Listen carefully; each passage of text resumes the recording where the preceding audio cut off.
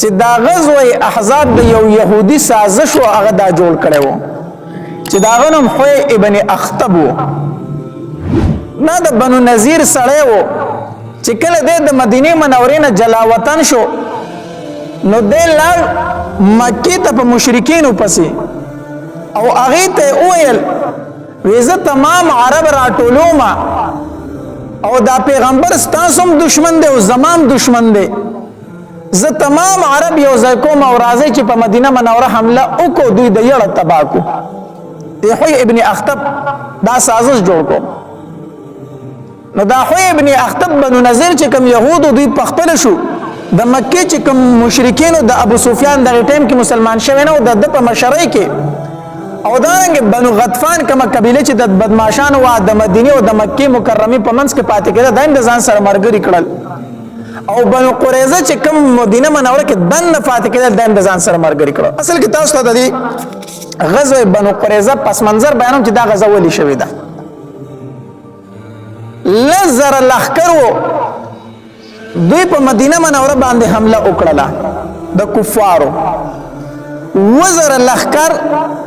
دا د احد په مقام کې فاتح شو او درې زر لخر ورله مخته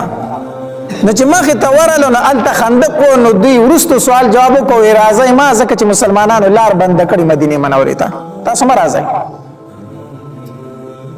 دولت کې کفار اسار شو بیا دا خوې ابن اخطب چې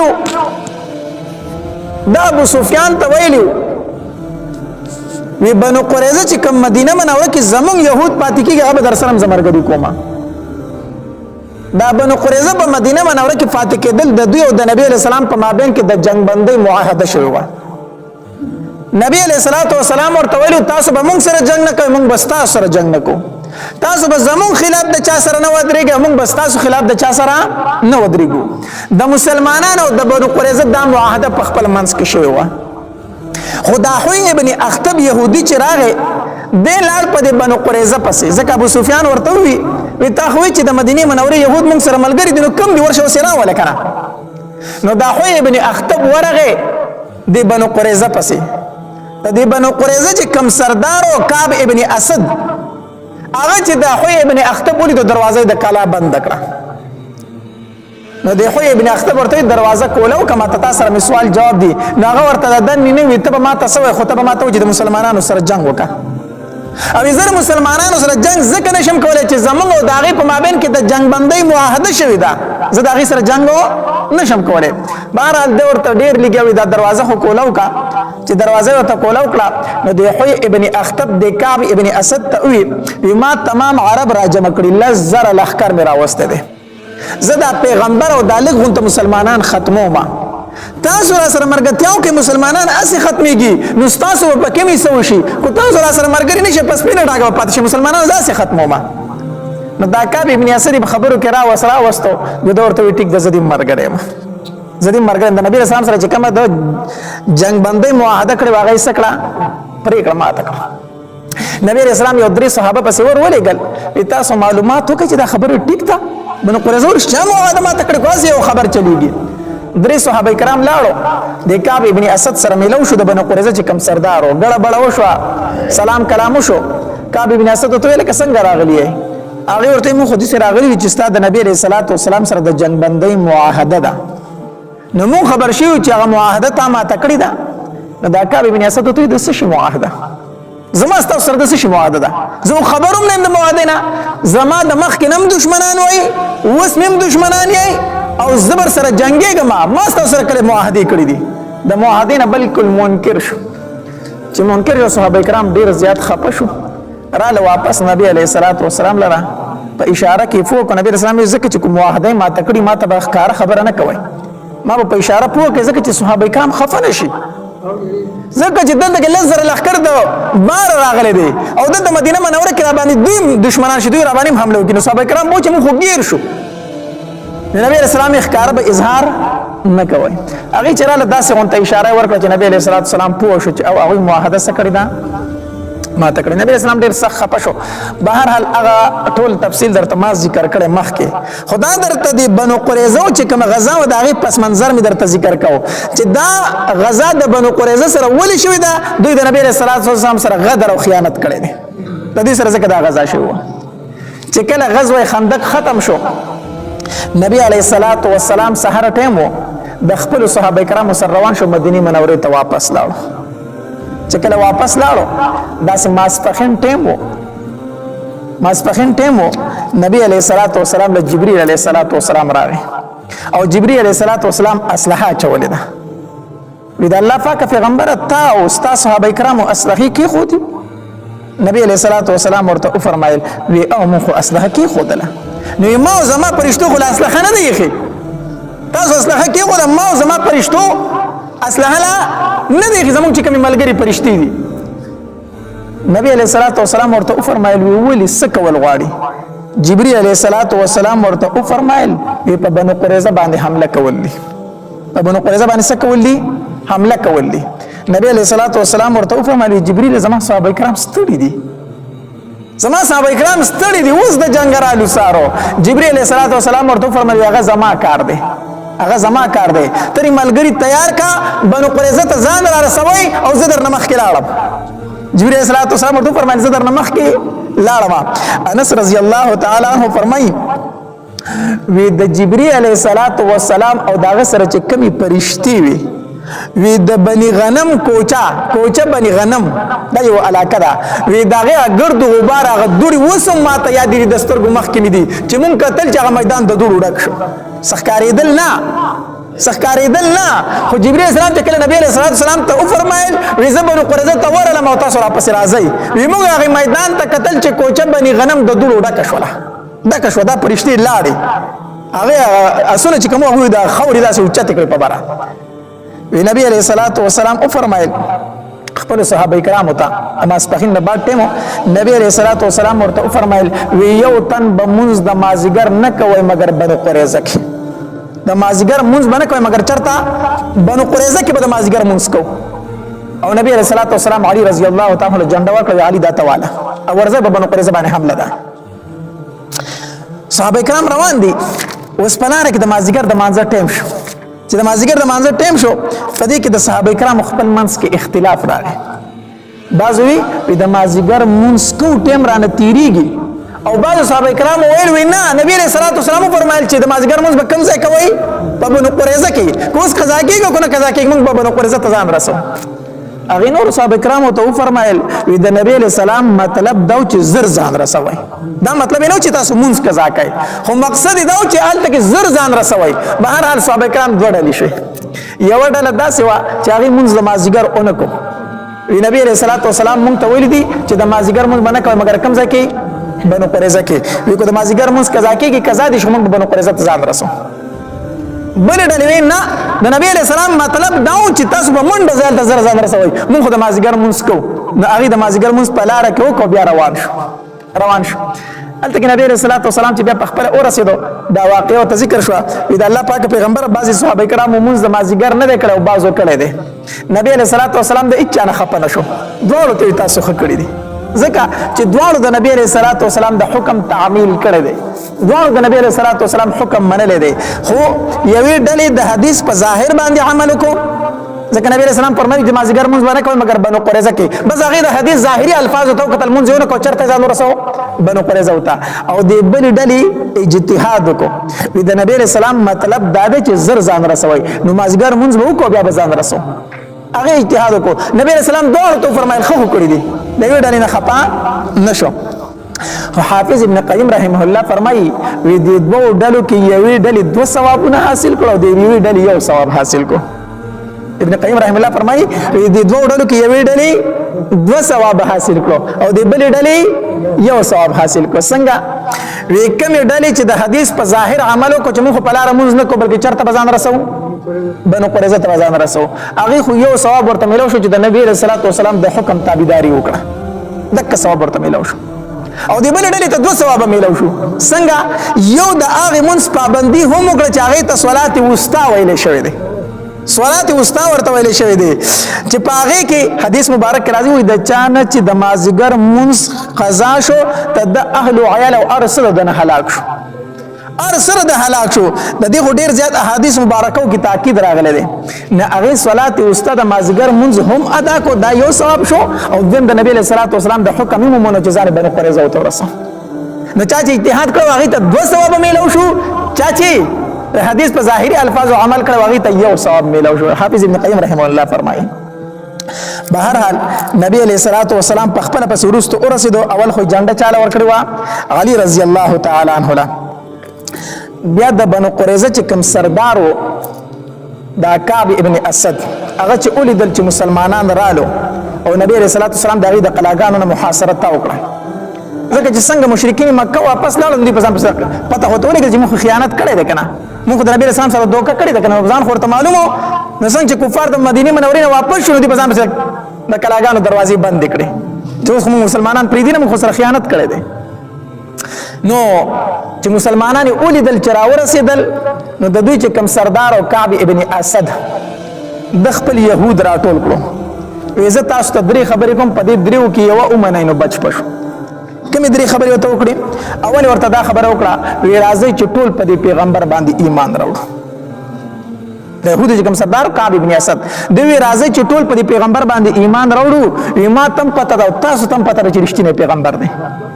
زمون په کتابونو کې د خبره ده په تورات کې د ټول صفات موجود دي نو رښتینی پیغمبر دی راځي چې ایمان پر راوړو نو موږ بم بچو مالونه بم بچي خزه بم بچي اولاد بم بچي راځي چې په ایمان راوړو يهود ورته جواب ورکو موږ چرته خپل دین پرې خودلو ته نه یو تیار په دې پیغمبر هم سره ایمان نه راوړو اداره سره نه منای وینا دویمه خبره درته کوم بیا راځي چې دویم کار وکړو دویمه خبره دا ده چې راځي توري راوالو خپل ټولي خزي او بچي مړکو راځي خپل خزي او بچي مړکو او بیا میدان ته وځو جنگ به د مسلمانانو سره کو نه یې رب سره نه چې زموږ شاته بچي دي زموږ خزي دي دا په خپل لاس لومبه اوجنو بیا به د مسلمانانو سره مقابله کو نو دا یې رب نه چې شاته زموږ بچي دي او خزي دي نو ښه حمله به وکړو مسلمانان به ختم کو بیا زموږ لپاره خزي ډېر نور خزي به نور بچي به پیدا شي خو راځي د خپل خزي او بچي په خپل قتل کو نو يهود ورته زموږ د خزو د بچو څه ګناه ده ولې هغه قتل بیا به د ژوند څه مزه چې خپل خزي خپل بچي په خپل قتل کو ودان نکو بیا درېمه خبره درته کوم درېمه خبره دا ده چې راځي د خالف ورځ باندې په دوی باندې حمله وکړو ځکه دا پیغمبر او دا مسلمانان به بالکل بے فکر زمونږ نه ځکه چې موږ د خالف ورځ جنگ نکو زمونږ په دین کې زمونږ په شریعت کې د خالف ورځ جنگ منع دی نو دوی به زمونږ نه بے فکر چې دوی په موږ حمله نه کوي وی د خالف ورځ به موږ په دوی باندې حمله وکړو دوی به بے فکر موږ په حمله وکړو چې بس ختم به ناغه نور يهود ورتوي وی کعب ابن اسد ډیر عجيبه خبره دی وکړه وی تا ته پته نه ده چې زمونږ مشرانو د خالد ورځ نافرمانی کړي وا پدې کې ګوستاخی کړي وا الله ته شادوغان او خنزیران نه جوړ کړي ته اوس بیا په موږ باندې هغه کار کوي د خالد ورځ موږ د الله نافرمانی کړي ونه زمونږ نه جوړ شو د مشرانو نه الله شادوغان او خنزیران نه جوړ کړي نو ته بیا په موږ باندې هغه ګناه کوي دې تم نه یوتیا بهر حال د کعب ابن اسد یو خبره اون منله د خپل سردار خبره اون منله بیا نبی علیہ الصلوۃ والسلام ته دی بنو قریظه وی ته ابو لبابه زمون خواله راولې زمون د سره خبرې دي دا ابو لبابه چې کنه رضی الله تعالی عنه دا د بنو قریظه حلیف دوست او مرګره وو نو دوی ته زمون خواته ابو لبابه لګراولې زمون د سره لګي خبرې کو نبی رسول الله ابو لبابه رضی الله عنه فرمایي ولارشه چې دوی تاسو ابو لبابه رضی الله تعالی عنہ چې د دوی خواله لار د دوی د خزي ورته راټول شو ماشومان راټول شو جړلې ورته نو د ابو لبابه رضی الله تعالی عنہ په ځل کې 70 ځون تراغه بل زړه دوستی ور سره و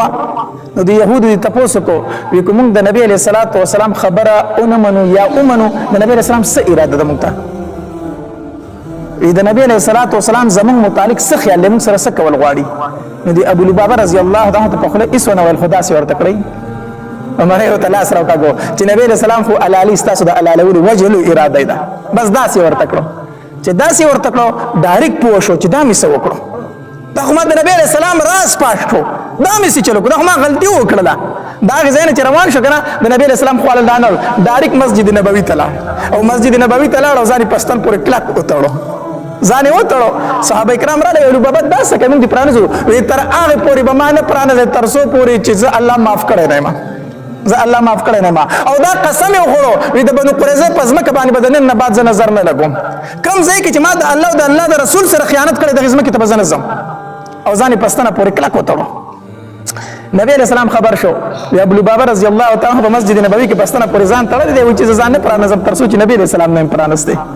نبی علیہ الصلوۃ والسلام ورته وفرمایل وی کومال راغلی وی نو ما به د الله نه بخنه غوښتي او الله به معاف کړی وو خو چې په خپل ځان الله ته حواله کو بس د معاملې او د الله معاملې اوس جدا د زمانس کې څه نه وامه شپږ ورځې او شپږ شپې ابو لبابه رضی الله تعالی د مسجد نبوي پستنه پورې تړلی شو صرف مانځه ته به پرانستو او بولو براس ته به پرانستو او پستنه پورې دک شان تړلی شوی و بهرحال چې الله تبارک وتعالى داغه متعلق بیا آیاتونه نازل کړو الله تبارک وتعالى داغه توبه قبول کړه الله تبارک وتعالى آیات نازل کړو واخرون اعترفوا ذنوبهم خلطوا عملا صالحا واخر سيئا عسى الله ان يتوب عليهم ان الله غفور رحيم دا آیاتونه متعلق د ابو لبابه رضی الله تعالی متعلق نازل شو الله توبه قبول کړه چې الله توبه قبول کړه نبی علیہ السلام د ام سلمہ رضی الله تعالی عنها په کوټه کې و نو نبی رسول الله ام سلمہ رضی الله تعالی عنها فرمایي ام سلمہ دا ابو لبابه توبه الله قبول کړه ام سلمہ رضی الله دا پردي حکم لانه راغله ام سلمہ رضی الله تعالی عنها فرمایي اذا الله پاک پیغمبر دا زیره په زکوم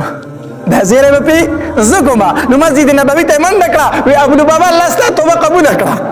الله ستاسو توبه قبول کړه نو صحابه کرام رحمان نکړي چې پرای نزي وینا ما بل پرانسته تر هغه پور چې نبی رسول الله ز خپل نه پرانسته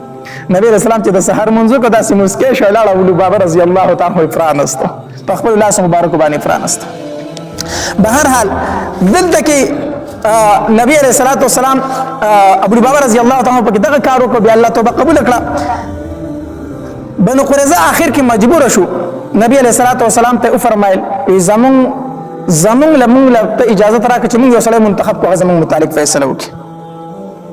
نبی علیہ السلام ورته فرمایل استاسو خوخه د چستاسو د خوخه یو سړی استاسو فیصله وکي تاسو پر رضا یې او مونږ پر رضا یې استاسو متعلق څوک فیصله وکي نو بنو قریظه ورته وویل وی زمون فیصله د سعد ابن معاذ رضی الله تعالی عنہ کی سعد ابن معاذ دا د بنو قریظه دوست تیر شوی دی نو زمون فیصله به سعد ابن معاذ کی ځکه زمون دوست دی وی ټیک ده تاسو ما ویلو دا سعد ابن معاذ رضی الله تعالی عنہ په غزوه خندق کې زخمی شوی و او رګ لګیدل او ډیر زیاته وینه ته پیدا نو د نبی صلی الله علیه وسلم د مسجد نبوي سره خواته خیمه جوړه کړې و ویدل ته بنزدې ځکه چې زم ټیم په ټیم تماشا کوم سوکننداري لرازي چې په اسانه تماشا کوي نو د په هغه خیمه کې نو نبی صلی الله علیه وسلم په دغه خر اولګو تاسو سعد ابن معاذ راولې د په خر باندې سور سعد ابن معاذ رضی الله تعالی راغه چراغ د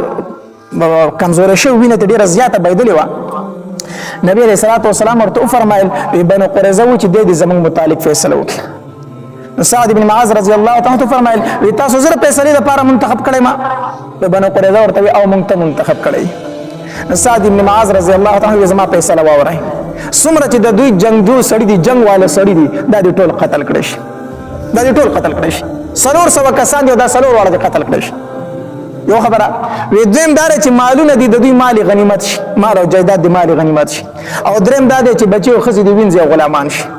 زما فیصله دادا نبی علیہ الصلوۃ والسلام ورته فرمایي تاسو سعد ابن معاذ ځان منتخب کړو دا فیصله دادا او نبی علیہ الصلوۃ والسلام ورته فرمایل اے سعد تا چې کومه فیصله وکړه قسم په الله دا فیصله د الله هم ده دا فیصله د الله هم ده کومه فیصله چې تا وکړه او بیا سعد ابن معاذ رضی الله تعالی عنہ اوچت کړه داسې اسمان ته وکړه الله ما خو ستانه دعا وغوښتې وه چې الله کو د مشرکین مکه د نبی علیہ الصلوۃ والسلام سره نورې غزاګانې کنه نو ما شهید کوه ما شهید کوه چې زه د مشرکین مکه سره په خپل وجنګېږم ځکه چې دوی زمونږ پیغمبر ته ډېر تکلیف ورکړی دی دوی د مکې مکرمې نه ډېر په سختو باندې زمونږ د پیغمبر رسېدلی دی ده ته ډېر تکلیفونه رسولي دي ما تر هغې پورې مه وجنه تر څو چې مشرکین مکه جنګونه د دې پیغمبر سره وی الله کو چرته د دینه بعد د نبی رسول الله او د مشرکین مکه جنگ نه وکنه نو مال د دې زخم نه شهادت راک الله زه په شهادت خوشاله یم نو حدیث مبارک کې راځي او چې څنګه دا چې الله مال د دې زخم نه شهادت راک کنه د زخم نه وینه روانه شو د کنټرول کې دونه وا حتی در دې په بدخ کې ځای باندې سعد ابن معاذ رضی الله تعالی شهید شو او چې کله شهید شو کنه نبی علیہ الصلوۃ والسلام فرمایي اے زما صحابه کرامو د سعد ابن معاذ په شهادت سره د الله عرش ولکېدو د الله عرش ولکېدو دا واحد صحابي دی دا صرف یو صحابي دی چې د متعلق نبی علیہ السلام دا فرمایلی دي د په شهادت سره د الله عرش ولکېدو دا یو صحابي دی صرف د بل صحابي متعلق دا خبر اندر راغلی وی د په شهادت سره د الله عرش وړ کېدو او بل روایت کې راځي نبی علیہ الصلوۃ والسلام فرمایل وی الله تبارک وتعالى د اسمان دروازې کولا وکړي او یا زر پرشته د جنازې لراله هغه پرشته چې د دینه مخکې زمکه ته نه دی راکوزي شوی او یا زر پرشته د سعد ابن معاذ جنازې لراله داسې پرشته چې مخکې زمکه ته نه دی راغلي د متعلق نبی علیہ الصلوۃ والسلام د شهادت ډیر زیات فضایل نبی علیہ الصلوۃ والسلام بیان کړو بهر حال د بنو قریظه چې کم سړیو هغه مردار کړی شو او خزه چې دا گرفتار کړی شو په دې خزو کې صرف یو خزه هغه وجلی شوی د بنو قریظه په خزو کې صرف یو خزه ځکه چې یو صحابي شهید کړو هغه صحابي شهید کړي دا هغه صحابي په بدل کې هغه قتل کړی شو ځکه چې قصاص دی نور خزو ماشومان ته نبی علیہ الصلوۃ والسلام سره ندی ویلي دا څه خسته بیانات اوریدلو لپاره زموږ یوټیوب چینل واجد اسلام سټوډیو سبسکرایب کړئ په دې وخت تاسو ته ان شاء الله العزیز خسته بیانات ملایويږي او بل آیکن سره کلیک کړئ چې تاسو ته نوې ویډیوګانې درشي